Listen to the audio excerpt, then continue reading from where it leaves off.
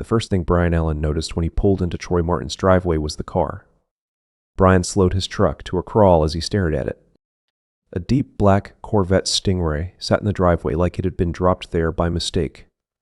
Low, wide, aggressive. Brian leaned out the truck window. No way. He parked and climbed out slowly, walking toward the car like someone approaching a wild animal. He ran his hand along the smooth paint. "Troy!" he shouted toward the house. The front door opened. Troy stepped outside, holding a coffee mug. "What's up, ma'am?" Brian pointed at the Corvette. "What the hell is this?" Troy smiled. "Oh, that? Yeah, that. Just something I picked up." Brian laughed in disbelief. "Picked up? That's like $100,000. Troy shrugged. "Used." Brian stared at him. "You hit the lottery or something?" Troy smiled faintly. "Something like that." Brian shook his head. "You always did have expensive taste." Brian Allen had been Troy's friend for over 25 years. They met when they were both in their early 20s. Back then, the two of them shared a dream. Music. Real music. Not just playing in garages or small bars. They wanted something bigger. And for a few years, they actually had something close. Their band was called Soul of Fire. Troy played guitar and sang lead vocals. Brian played drums. They practiced constantly. Played shows across small towns in Ohio. Bars. Clubs. County festivals. For a while, it looked like something might actually happen. But life had a way of interrupting dreams. Jobs. Bills. Responsibilities. The band slowly faded away. The last time Soul of Fire played together had been almost 8 years ago. Brian walked into Troy's house and immediately stopped again. Holy hell. The living room had been transformed. Guitars lined one wall. 6 of them. Maybe more. A Marshall amp stack sat near the corner. A mixing board rested on a table beside studio monitors. Microphones. Pedals. Cables. It looked like a professional recording setup. Brian turned slowly in a circle. "Troy." "What? Did you rob a guitar store?" Troy laughed. "Something like that." Brian picked up a Gibson Les Paul and strummed it gently. "Jesus. This is a $3,000 guitar." "Yeah? And that's a real Marshall stack." "Yep." Brian looked around again. "Dude, you spent at least 20 grand in here." Troy shrugged. "Maybe." Brian stared at him. "What happened to you?" Troy leaned against the wall casually. "I'm just finally living a little." Brian smiled. "Well, in that case." He walked toward the drum kit set up in the corner. "Let's see if Soul of Fire still has it." The next 2 hours felt like stepping back in time. Brian counted them in. The drums exploded to life. Troy ripped into the opening riff of one of their old songs. The sound filled the house. Loud. Raw. Alive. Brian started laughing mid-song. "Man, I miss this." Troy grinned while playing. "Me too." They played through half a dozen old tracks. Songs they wrote when they were younger. Songs about freedom. Dreams. Rebellion. Everything they thought life would become. By the time they finished, both of them were sweating. Brian leaned back on the drum stool, breathing hard. "Damn. That felt good." Troy nodded. "Yeah, it did." Brian looked around the room again. "All this equipment. You serious about starting something again?" Troy thought for a moment. "Maybe." Brian grinned. "I'd be in." Then he looked at Troy again.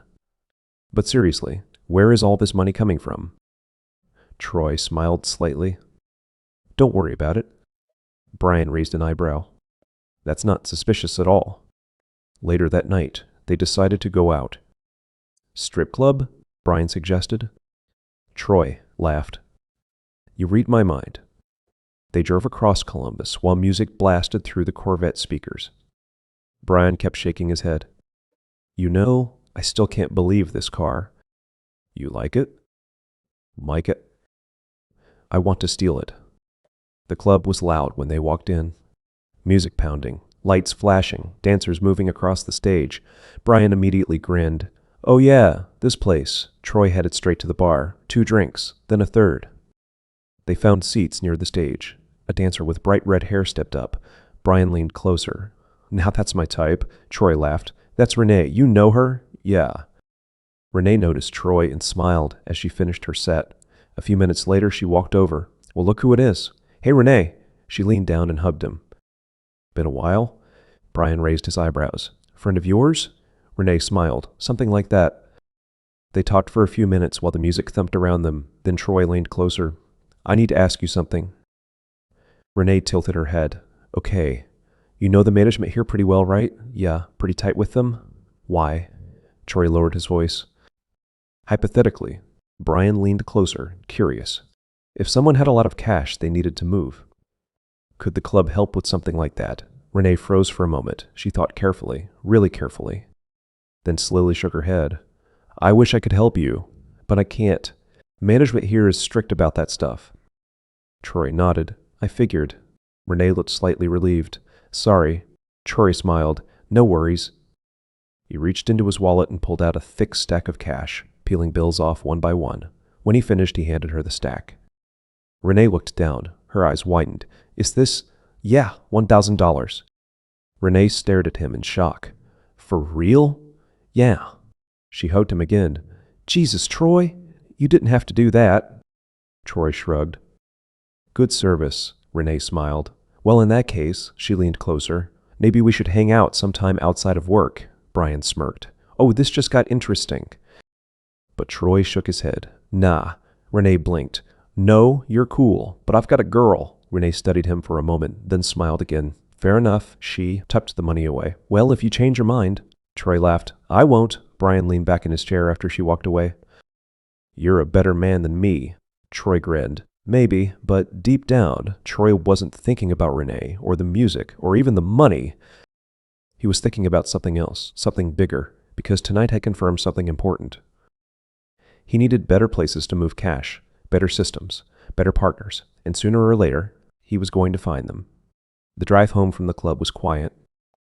Not because Brian had nothing to say, because he had too much. The Corvette hummed smoothly down the highway outside Columbus, the city lights stretching across the windshield in long streaks of yellow and white. Brian finally broke the silence. All right. Troy glanced at him. All right, what? Brian leaned back in the seat. You gonna tell me what the hell is going on? Troy smiled faintly. What do you mean? Brian laughed. Oh, come on, man. He started counting on his fingers. Corvette. 20 grand in music gear. You just tipped a stripper $1,000 like it was nothing. Brian turned toward him. You're a printing press operator. Troy shrugged. Maybe I invest. Well? Brian stared at him. You don't invest in guitars. Troy laughed. Maybe I do. Brian shook his head slowly. Something changed. Troy didn't answer. Because Brian was right. Something had changed. The problem was, there was no simple way to explain it. When they reached Troy's house, Brian stayed in the driveway for a minute before getting out. He looked at the Corvette again. You serious about getting the band going again? Troy shrugged. Maybe. Brian grinned. I'd love to hear Soul of Fire again. Troy smiled. Yeah, me too. Brian opened his truck door. But if you suddenly become a millionaire rock star, I want my cut. Troy laughed. Deal. Brian started the truck and pulled away. But as he drove down the street, he looked back once more at Troy's house. And something about the whole situation felt strange. Not wrong. Just unusual. Inside the house, Troy walked straight to the kitchen. He opened the cabinet. The envelopes were still there. Stacks of counterfeit hundreds. Quiet. Perfect. Waiting. Troy pulled one bundle out and flipped through it slowly. There was something hypnotic about the money. Something that made it feel less like paper and more like power. He slid the envelope back into the cabinet, closed the door, then turned off the kitchen light. The next day, Troy drove to the jewelry district in Columbus. Melissa had mentioned a necklace weeks earlier, just casually, something she had seen in a store window. At the time, Troy barely paid attention. But now he could. The jewelry store smelled like polished wood and perfume. Glass display cases filled the room. Diamonds reflecting under bright lights. A salesman approached. Looking for something special? Yeah, Troy said. For my girlfriend. The man smiled. Well, you came to the right place. 20 minutes later, Troy walked out with a small black box. Inside was a delicate diamond necklace worth $7,800. Troy didn't even negotiate the price. He paid cash. Melissa was cooking when Troy arrived that evening. Music filled the apartment again. Something upbeat. Something with rhythm. She turned around when he walked in. Hey! Troy held up the small box. What's that? Open it? Melissa wiped her hands on a towel and flipped the lid. Her eyes widened instantly. Troy?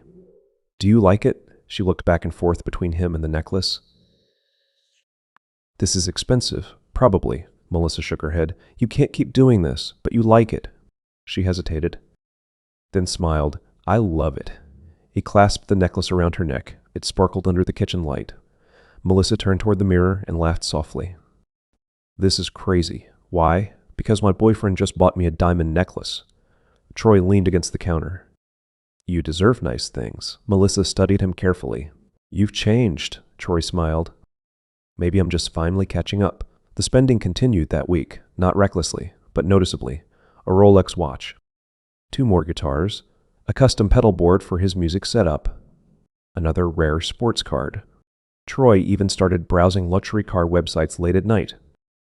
The money made everything feel possible, but something else had started creeping into his thoughts. Scale. Because even with all the spending, the envelopes kept growing. Every printing run added more, and moving it slowly wasn't enough anymore. One afternoon, Troy sat on the couch while Melissa played music through the speakers. She loved discovering new songs, loved creating playlists, loved the feeling music created in a room. You ever think about what we're going to do with all of it? She asked. With what? The money. Troy shrugged. Live. Melissa smiled. That's not a plan. It's a good start. She leaned back beside him. You know what I'd love someday? What? A house somewhere warm? Like Florida? Exactly. Troy smiled. Maybe someday? Melissa looked at him. You're serious. About what? This whole thing. Troy didn't answer immediately. Because Melissa had touched on something deeper. This wasn't just about fun anymore. It was becoming something else. Something bigger. Something that required planning. Later that night, Troy sat in the garage looking at the Corvette. The car reflected the dim overhead light like liquid metal. He walked slowly around it, thinking. The operation had grown faster than he expected, faster than he planned, and now the money needed to move faster too. Which meant something he had been avoiding. Partners.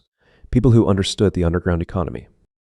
People who moved large amounts of cash. Dangerous people, but maybe necessary ones. Across town, Brian sat in his living room scrolling through his phone. A picture of the Corvette sat on his screen. He had snapped it before leaving Troy's house. Brian stared at it. Something about the situation didn't add up. Troy wasn't the type to suddenly become rich. He wasn't flashy. He wasn't reckless. But tonight he looked like a completely different person. Brian leaned back in his chair. Something's going on. And for the first time, Brian wondered if his old friend might be involved in something bigger than anyone realized. Back at Troy's house, the envelopes inside the kitchen cabinet had reached a new number. $70,000. And growing. Troy stared at the stacks for a long moment, then closed the cabinet slowly, because deep down, he knew the truth. Sooner or later, he was going to have to trust someone with the secret. Brian Allen couldn't stop thinking about Troy. It bothered him more than he wanted to admit. The Corvette. The music gear. The $1,000 tip at the strip club. None of it made sense. Brian had known Troy for over 25 years. Troy was never flashy. Never reckless. Never the same type to suddenly start throwing money around. Yet somehow, in the last few weeks, his old friend had turned into someone else entirely. Brian sat in his house in Mansfield, staring at the photo he had taken of the Corvette. Something's going on. He said it out loud to the empty room. And deep down, he already knew it. 2 days later, Brian drove back to Troy's house. He hadn't called first. He just showed up. Troy opened the door with a surprised grin. "Brian?" "What's up, man?" Brian stepped inside. "Just passing through." Troy laughed. "You drove an hour just to pass through." Brian shrugged. "Maybe." He walked into the living room again. The music gear still filled the room, but something new had appeared. 2 more guitars, a Jackson, and a Jakey Lee Charvel model. Brian whistled softly. "Dude." Troy smiled. "You like them? You bought more?" "Maybe." Brian shook his head. "You must be doing really well." Troy shrugged.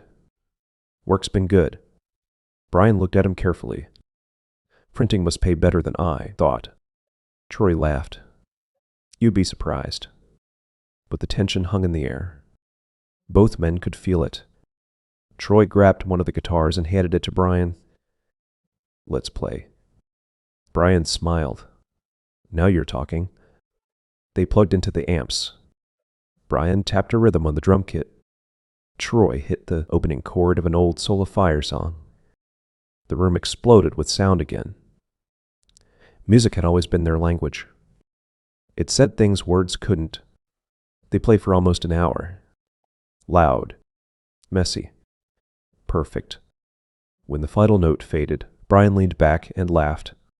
"We should have never stopped." Troy nodded. Life got in the way. Brian wiped sweat from his forehead. "You ever think about recording something? With all this gear?" "Yeah," Troy smiled. "Maybe." After the jam session, they sat in the kitchen drinking beers and did shots of Fireball. Brian leaned back in his chair. "So?" Troy raised an eyebrow. "So what?" Brian grinned. "You gonna keep pretending everything is normal?" Troy smiled faintly. "I don't know what you mean." Brian laughed. "You're terrible at lying." Troy took a drink. Brian leaned forward. "You suddenly have money. Lots of it. You're buying guitars, cars, jewelry." Brian paused. "That necklace Melissa was wearing? That thing was expensive." Troy said nothing. Brian studied him.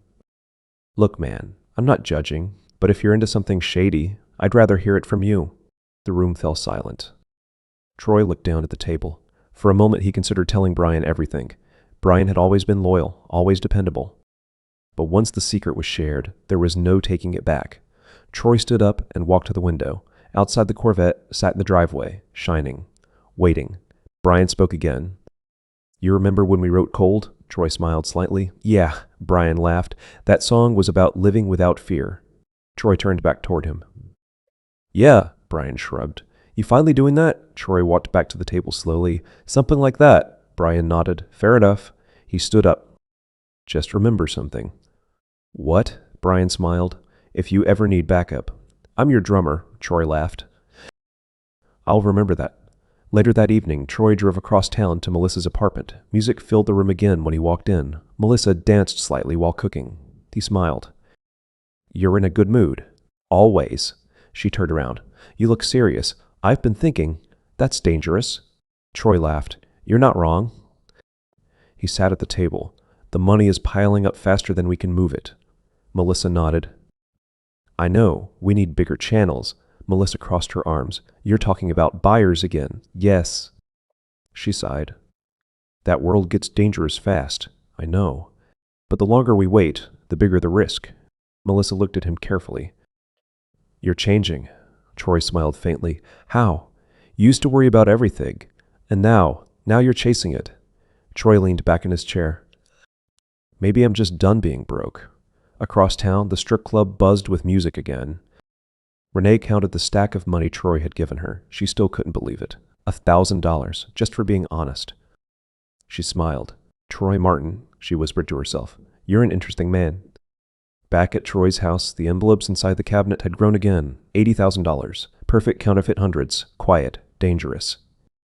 Troy stared at them for a long time, because something had become clear. The operation was growing.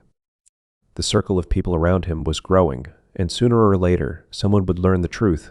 The only question was who would hear it first. The house was quiet. Too quiet. Troy Martin sat alone in the kitchen staring at the cabinet again. The same cabinet. The same envelopes. But the numbers inside had changed. $80,000. $80,000 that technically didn't exist. He pulled one envelope out and spread the bills across the table. Perfect hundreds. Clean. Crisp. Identical to the real thing. The printer at the shop had become something more than a machine. It had become a gateway. A shortcut. A way to rewrite the life Troy thought he had already lived. But shortcuts came with consequences. And Troy knew the operation was reaching a point where the next step mattered. A lot. The next morning, Troy met Melissa for breakfast at a small diner in Columbus. Melissa loved diners. Simple food. Simple atmosphere. Simple people. They slid into a booth near the window. Melissa sipped her coffee and studied him. "You look like you didn't sleep." "Didn't." "You thinking about the money again?" "Yes." Melissa nodded slowly. "I figured." Troy leaned forward. "We need a better system." "For what?" "Moving it." Melissa sighed. "Troy, look." He lowered his voice. "At the rate we're printing, the spending thing isn't enough anymore." Melissa leaned back. "So, what are you thinking?" "Buyers." Melissa shook her head immediately. "That's where things get dangerous." "I know, but it's also where things get efficient." Melissa looked out the diner window for a moment, then back at Troy. "You're really going down this road?" "Yes. Even if it gets ugly." Troy shrugged. "It's already ugly." Melissa stared at him for a long moment, then slowly nodded. "Well, if we're doing this, we do it smart." Troy smiled. "That's why I told you." Across town, Brian Allen sat inside his garage tuning his drum kit. He kept thinking about Troy, about the money, about the sudden lifestyle change. Brian had seen plenty of people get money fast before. Most of the time it came from two places: luck or crime. And Troy didn't seem like the lucky type. Brian tightened a drumhead and leaned back. "Man," he said to himself, "you better not be doing something stupid." But deep down, Brian also knew something else. If Troy was doing something crazy, he'd probably still have his back. Later that evening, Troy and Melissa walked into a luxury car showroom. Bright lights, polished floors, rows of cars that looked like artwork. Melissa laughed quietly. "This is ridiculous." Troy grinned. "You like it." A salesman approached immediately. "Welcome in. Just looking?" he asked. Troy pointed to a white Porsche 911 Carrera. "How much?" "About $120,000. Melissa almost choked laughing. But Troy simply nodded. Nice. They didn't buy the car. Not yet. But the fact that they could walk into places like this and actually consider it changed everything. That night they sat on Melissa's couch listening to music again. Chaos the dog lay on the floor nearby, quietly watching the room. The kids were asleep. The apartment felt peaceful. Melissa leaned against Troy. "You know what I like about you?" "What?" "You didn't forget about me when the money showed up." Troy smiled. "Why would I? Some people change. Maybe I did change." Melissa shook her head. "No, you just stopped settling." Troy thought about that for a moment, because she might have been right. Across town, the strip club pulsed with music again. Renee danced under the stage lights, but her mind drifted for a moment back to Troy. The $1,000 tip, the quiet confidence, the way he turned down her offer to hang out. That didn't happen often. Most guys chased her, but Troy didn't, and that made him more interesting. She smiled to herself. Strange man.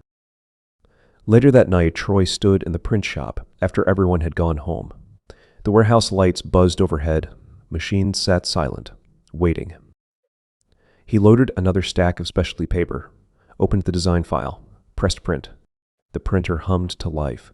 Hundreds rolled out slowly, One after another, perfect, precise, dangerous, Troy watched the stack grow, thinking about Melissa, about Brian, about the future, about how far this could go, because the truth had finally become clear. This wasn't just a side hustle anymore. It was becoming an operation, and operations required structure, partners, strategy, trust. Troy stacked the finished bills into a neat pile, $9,000, just from one run. He placed the stack inside another envelope, then shut down the machine. As he walked out of the warehouse, he glanced back at the printer. Because deep down, he knew something. The moment he started sharing the secret, everything would change, and soon someone else would learn the truth.